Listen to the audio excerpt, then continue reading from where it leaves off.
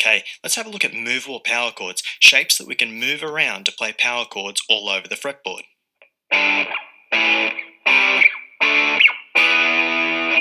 Okay, now the shape itself is pretty simple. It's only got 2 notes, but it's a bit tricky to hold. Here I'll play the E string fret 5 with my index finger, and I'll also need to play the A string fret 7, so that's the next string down, 2 frets up. Some people prefer to use the ring finger for this note. Others like to use the pinky. Either way, it's a bit of a stretch, so you'll probably need to use the low thumb position, the pad of your thumb sitting part way down the back of the neck, opposite your middle finger, with the wrist slightly bent. Now let's try picking those top 2 strings. Since we don't want any of the thinner strings to ring out, it's best to mute at least a few of them using the underside of your fingers by angling down.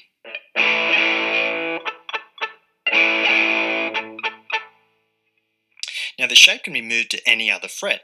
Whichever fret your index finger goes on, the other note will be 2 frets up on the next string.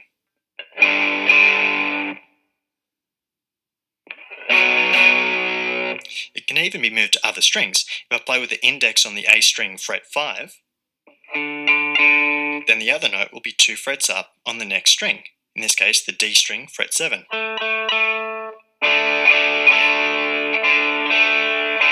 So wherever I move that shape, it's always a power chord.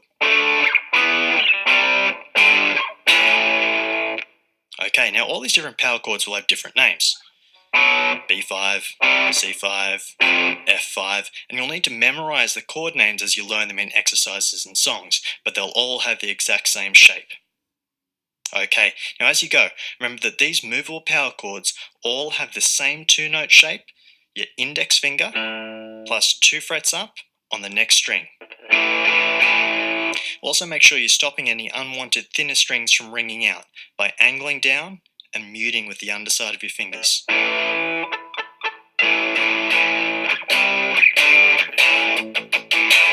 Alright,